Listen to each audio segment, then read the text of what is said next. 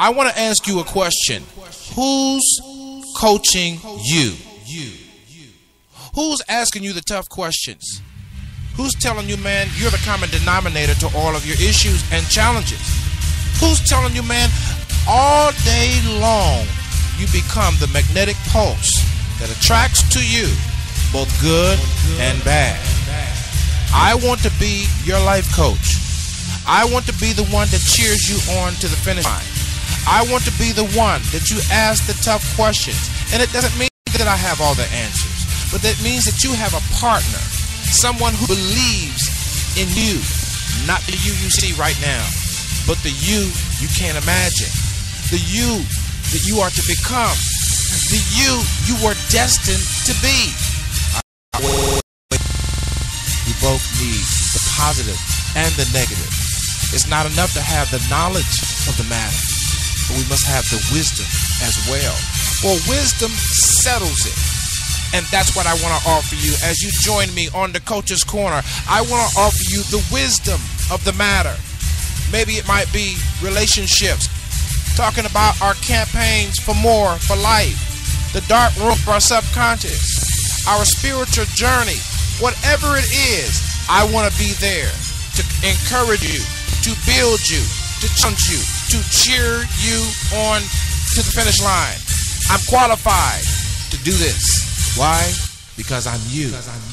Well, welcome to another edition of the Coach's Corner as we move forward into today's thought, diversify, intensify, and reprioritize. Diversify, intensify, and reprioritize. I want to thank you so much for taking the time to stop by the Coach's Corner on today. My name is Marcus Sillett, aka The Coach, and surely as I approach the microphone, I have my personal and professional issues, but I like to think that I'm bringing to the table wisdoms and understandings that I have received from the scars of the journey of life from which I have traveled, and I trust and hope that I can earn the right to speak into your life. And I would be remiss if I continued on my broadcast without saying thank you to all my listeners worldwide. For those that are listening on www.415-96radio.com, I want to thank you. For those that are following us on Twitter, those that are liking and following us on the fan pages, of which we have many for every show, particularly for the Coach's Corner on SIPN Radio. And I want to thank those who are listening by way of iTunes, Stitcher, Spreecast Radio, Spreaker, Blog Talk Radio, and beyond. I appreciate you. I hope that you are sharing us with a friend, and I thank you once again for giving us a chance to earn the right to speak into your life. Let's get right into today's thought. This is the Coach.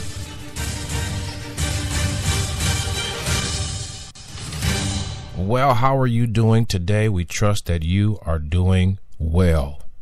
We trust that you are doing well. And if you are not doing well, our prayer for you today is that all will be well, because you are important in the equation of this life that we are living. I was reminded as I was listening to the news, I said to myself, man, it's rough out there. You know what I'm saying? I'm talking about, thanks.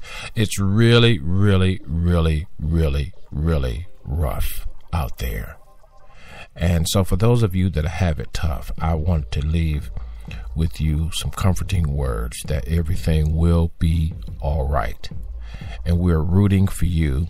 We believe in you, and we trust that you will feel the comfort that is necessary to continue forth, to transition from one growth cycle to another. Do not be dismayed. Do not be discouraged. Continue on anyhow. You failed short of a particular goal here or there, but continue on. And it's the same with our thought for today, our TFT. Diversify, intensify, and reprioritize. Reprioritize. Or prioritize. If you haven't prioritized, then you would need to reprioritize, because you have to put everything in its proper priority. But diversification, let's talk about that. We learn through our various projects that we have to spread our energy, synergy, resources, time across the board. And some of our projects take a moment or two before they reach a profitability margin. And so sometimes every now and then we have to back off and do less of that project once we have done so much groundwork, and intensify, or diversify rather, and work on some of the other things. Take that same intensity that we were working on project A that requires a little bit more time before profitabilities can be realized, whether it be in a relationship, a business, a school project, whatever the case may be, and diversify your attention, your efforts, your resources, your synergy, your thought leadership. Put it in something else. Why is it? I was asking somebody, why is it that when certain things grow, they grow because you've stepped away from it for a moment? Because perceptionally speaking, I think you can't see the multiple tenets that are involved in a particular project until you've stepped away and, you know, and gave your attention to other things that are, you know, similar or greater significance, and then come back to that particular project, whether it be, you know, a materialistic project, whether it be a relational project, you know, academic project, and you see growth, you see clarity, your perception is different. So that's what diversification, the intent of today's thought, is to get us to move from that project for a few moments long enough to be able to ensure that we're not wasting time, resources, and energy beating the ground, if you will. Because some processes cannot be rushed, some processes cannot be hurried along, if you will. And the other thing is that some of our distractions, some of our hiccups occur because we have spent too much time in one area. I remember that I needed a piece of equipment for something. Where one of the studios and needed a couple of pieces of equipment, but you know, I remember 3 pieces in particular. And what had happened a couple of weeks before that, as I had went into the store to see what the piece of equipment would cost, then I saw a new piece that had came out. I was like, oh man, that is really, really nice. And so I knew I didn't have $300 to spend on that at the time. So I said, well, I'm going to wait and shop around and look around. And I rested. And see, that's the thing about diversification. It allows you to rest on your thought leadership on one project, and then you can kind of switch that energy and that resource to another project. And so rest, you know, rest is the final step of faith. So you have to rest. You can't, you know, if you stay on one particular thing over and over and over and over, what happens, you kind of become redundant. You kind of run it in the ground. So I went to this other equipment shop, and where I began to frequent more, and I had already purchased something a few weeks before, and I saw this item there, and I was like, why is this item here? This is a $300 item here. And so I think the cost was like $100 and something bucks. And so by all means, I said, this is exactly what I need. So I purchased it. I brought it home. And then when I went to the studio the next day, I hooked everything up to it. And I noticed that a couple of the channels did not work. And so I went online to see, you know, who was talking in the forums about this particular project, look at the reviews, so forth and so on. Come to find out that 2 of the channels had to be programmed. The other 2 channels were hot, if you will, just to keep the terminology simple. And I was like, well, you know, 2 of the channels don't work. So, but then I said, no, this is exactly what I had looked at in the store a couple of weeks before. Exactly the same product that was $300, and I found it for $100 and something bucks. You see what I'm saying? So you have to diversify your efforts, and you have to practice OBM even in the process. OBM is opposite behavior modification, because the brain is a muscle, but also the brain is a computer, and garbage in, garbage out, you know, that kind of thing. But there's much more data stored than we give ourselves credit for. And sometimes we dog a path and miss the opportunities to reignite or to stir fires that may already be burning, you know. And so and then I went back to that store here recently, and I was looking for a compressor.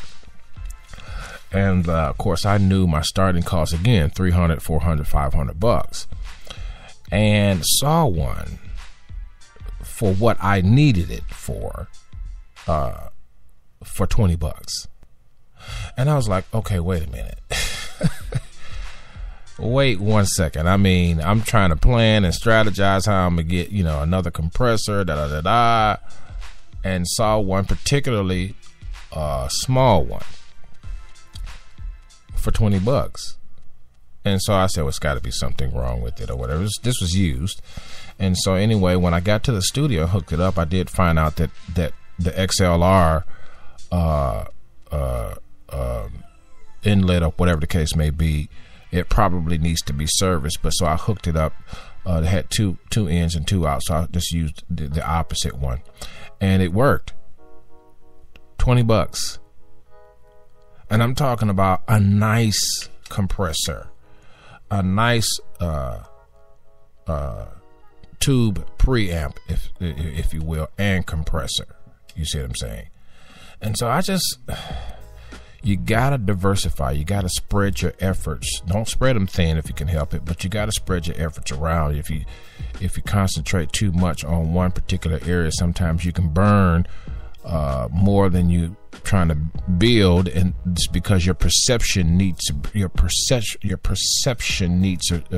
clarity. Your perspective has to be enhanced. And so when you step away from the project, you see, now we can talk about the intensity. So we need to spread the intensity around. So like I was talking about cooking a meal.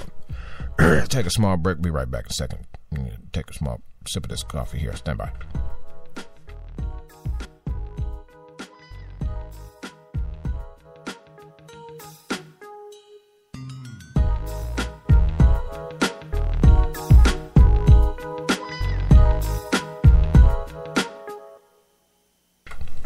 Thank you so much. We were talking about that meal. See, the intensity of the heat for your stove is there. It is there at your controls. It is there for you to utilize. You can have 4 or 5, 8 hours, whatever kind of stove you have. And the fire is there. If it's gas, electric, whatever the case may be, it's all there on reserve. Intensification has to be on reserve. We have to say, okay, I'm going to simmer on aisle 1 in the front. I'm going to boil on aisle 2, and I'm going to fry, God forbid, on the back aisle. You know, I don't know if you want to fry where you're boiling and simmering things, but I'm just using this for a hot example. Some of you chefs out there may not agree with this, but the point of the matter is all of the heat is in that stove on reserve for you to use at your disposal, however you deem necessary, with restrictions, of course, because I mean, if you turn something up too high, it's going to burn. You're not going to get the result that you want. But the intensification factor has to be at a controllable level to whereas you can get the result that you want. And after you have been intensified on one particular project, you have to back off that project to see what your efforts have rendered. What have your efforts rendered? You see. And so I like to think of my efforts as a meal, My efforts are like a meal. I have the cutting board. I have the prep table. I have the simmering pan. I have the boiling pan. I have the oven preheated to 375 based on X, Y, and Z. You see what I'm saying? And so the intensification now has to be, and you got to know when to quit. You got to know when to stop. You don't want to overcook your project. A project can be anything. It can be academic, it can be psychological, it can be personal development, it could be a business, it could be a relationship. You don't want to overcook it. Who wants overcooked rice? Mushy. I mean, some people may like it like that, you know, relative to where you're from, your hood, as they say, you know, but I don't like overcooked rice. Some people don't like rice at all, but I just saying, whatever it is that you like, you don't want to overcook it. You don't want to overcook You don't want to overdo what you're trying to profit from. You know what I'm saying?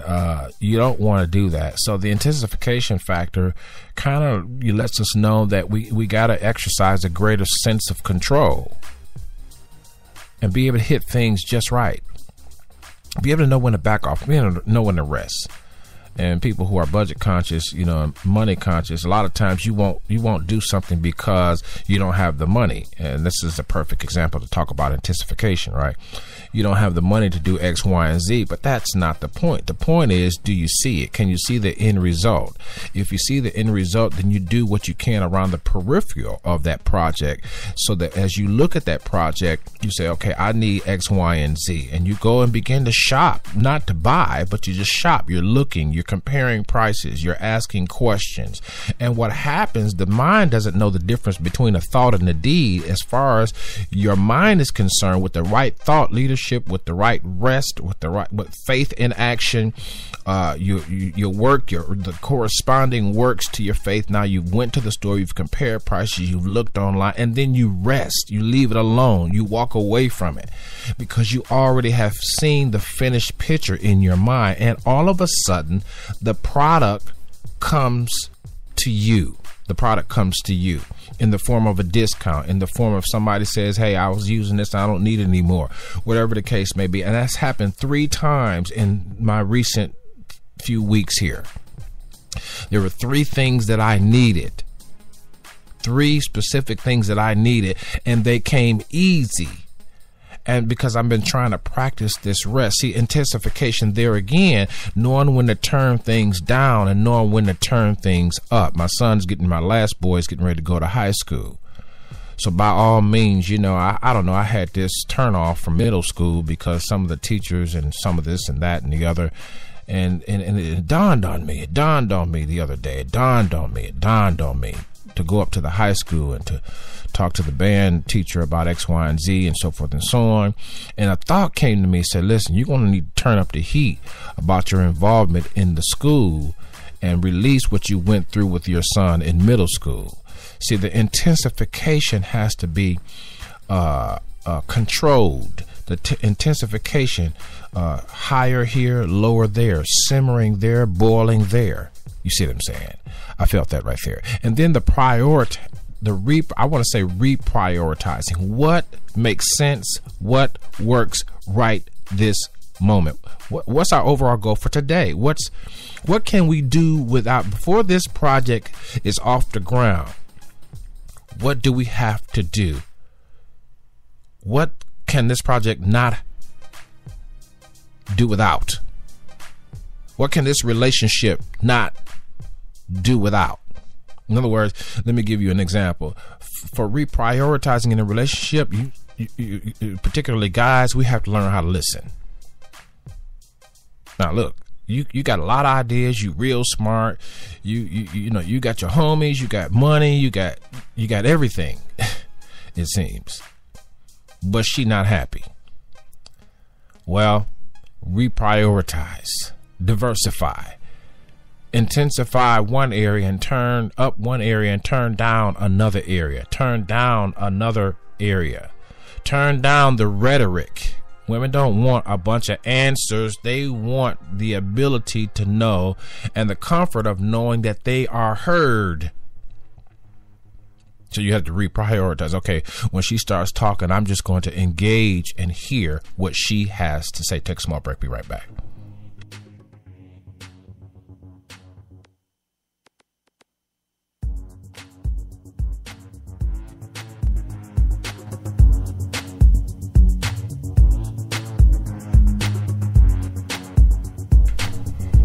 All right, thank you so very much. And so you have to reprioritize your efforts. The brain is a fabulous organ, a muscle, computer, if you will. It is. We are much more sophisticated, much more complex, much more sophisticated than we realize. We have to know when to back off some stuff. And remember, I always tell you, we can't do nothing about other people's behavior, but we can be such of a change agent that we infect them. I wonder why he's so quiet. Because when you realize that a woman has 25,000 words to your 2,500, you learn to shut the hell up and listen. And make sure that when your 2,500 comes out, it is something that she needs to hear and something that is also comfortable for you to release. And not try to match her word for word. And then when you run out, you get frustrated, run out with the boys, go drinking, go drugging, go back to work. And misread the cue. If you're misreading the cues in personal relationships, chances are you're misreading cues in business relationships, because they go hand in hand. One cannot go without the other. The hand and the glove must fit. If we're misreading cues in personal relationships, chances are we're misreading cues in business relationships, and our employees and our partners and even our clients are suffering at our hand because we are missing cues, trying to get our points across and to make sure that we're large and in charge and we're the boss because we pay the cost. I need some help right there. So you got to reprioritize, diversify, change up. Switch gears. If you know anything about driving a stick, you can't stay in one once you get past certain miles per hour. You can't stay in 2 once you get in a certain miles per hour bracket. You can't stay in 3 once you get toward another miles per bracket. I kind of think that, gear 1, for y'all really sophisticated car folks out there can probably verify. I think gear 1 is 0 to 10 miles an hour. Gear 2 is 10 to 20 miles an hour. Gear 3 is 20 to 30 miles an hour, anywhere in between. You may have to change. Gear 4 is 30 to 40 miles an hour. Gear 5 is over 50 miles an hour. You see what I'm saying? So, we can't keep doing the same thing and expect the same results. It's just not going to work that way. We got to change up. We got to change it up. We got to change it up respectively, but we got to change it up. And a lot of people don't. It's bad enough that a lot of us don't want to change. I'm included in this. We don't want to change. We like our comfort zones and all that. But it's just like a meal, man. Dude, you're burning the rice. The bacon is overcooked. I mean, my goodness gracious. The biscuits now have. You ever notice that when you take biscuits out of the oven, they're all fresh? But when the cold air meets the hot air, you want to eat within so many minutes that them biscuits come out of the oven, because those jokers are still soft, moist, on the outside and on the inside. And that's kind of like how we want our lives to be. We want the moisture on the inside and the outside, but if you wait too long to come to the table and the cold air meets the heat of the biscuit now that has just been released from the oven, all of a sudden now the outer shell of the biscuit is hard and it still may have some warmth inside. And that's the way a lot of us have become. We've become hard on the outside and somewhat warm on the inside. Should somebody have to double down and get us in the corner, then we'll loosen up. But we can't allow our life. It's so difficult sometimes. It's so difficult. And some of you, here's the warning. Here's the pre-qualifier. Here's the warning right here. And if you borrow, and I'm guilty. But when we borrow from our strengths to pay for our weaknesses, after a while, there is not enough credit left to keep going. And you swipe that card and you have not paid the bill, or you're too close to the high. You're too close to having maxed out your balance. What happens? You're not approved. Sorry, not approved. Because that's what we do. That's just the human experience. That's the human way. We borrow from we borrow from the intellectual cognitive development of our life, the intelligences, if you will, to cover for spiritual perspectives. And let me tell you this, I'm finding out more and more that the spiritual dynamic of living has no the intelligent dynamic living has no comparison with the spiritual dynamic. The principles are completely different.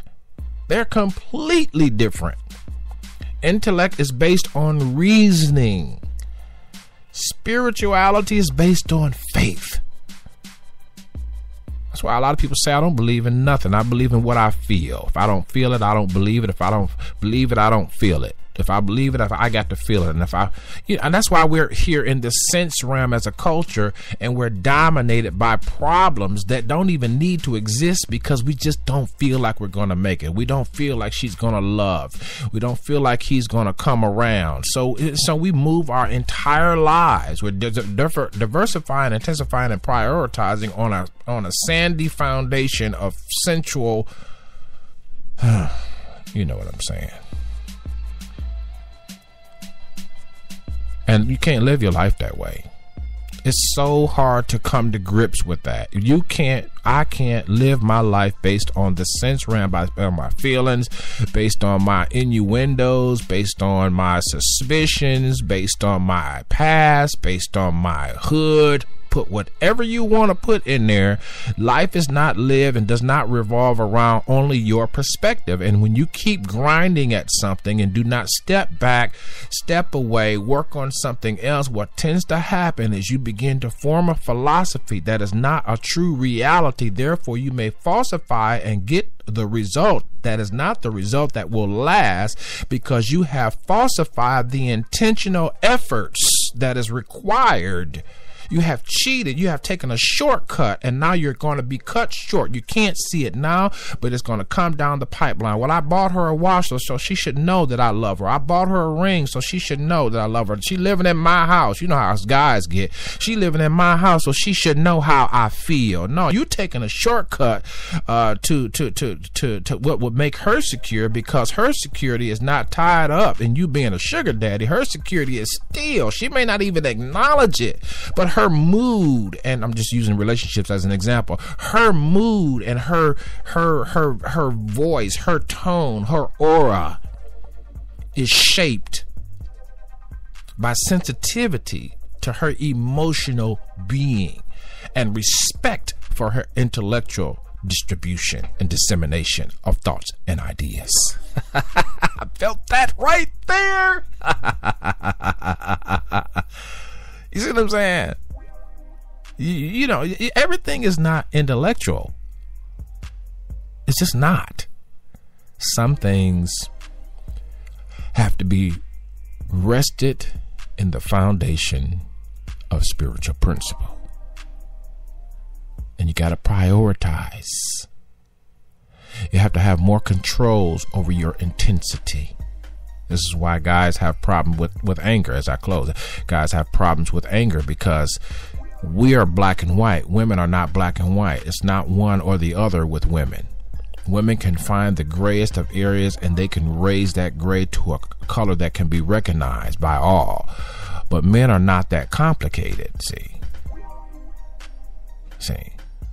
women have more spiritual components than men do, because women have more sensibilities to the sense realm than men. Men are strictly material and intellectual. Not to say that we're smarter. It doesn't make us smarter, because you have to have the balance of these things in order for your life to be working. Like I was talking about those pieces of equipment that I got. I just could not believe. I just couldn't. But once you conceive it, then you believe it, then you receive it, and it manifests. You give thanks, and then you move forward, resting appropriately, turning up the heat there, turning down the heat over here. I got to get ready to go. Y'all know what I'm saying, right? It's been so much fun, man. That's what we're talking about. Thought for the day: diversify, intensify, and reprioritize. I trust that you are going to have a great day today. Are you? I know that you will. I know that you will have a great day today. Step back. Take a rest. You earned it. And if you're in trouble, diversify, intensify, reprioritize. And remember that life does not consist of only your perspective. It is not until we learn to engage other people's perspective that we become more well-rounded. This is the coach. Whatever happens, follow me on Spreaker, Blog Talk Radio. Y'all need to follow us on Blog Talk Radio. Almost 8,000 listens and not but one follower. That's interesting. Follow us on Twitter at Select USA TV. Thank you for downloading the Stitcher app and looking up the Coach's Corner daily show. Thank you so much for those that are listening on iTunes. All those that are listening on 415-96radio.com, www.415-96radio.com. Thank you so very much. Those that are tuned in to the fan pages, thank you so very much. I am so elated to have you as a listener. Thank you, and whatever you do, take care of yourself.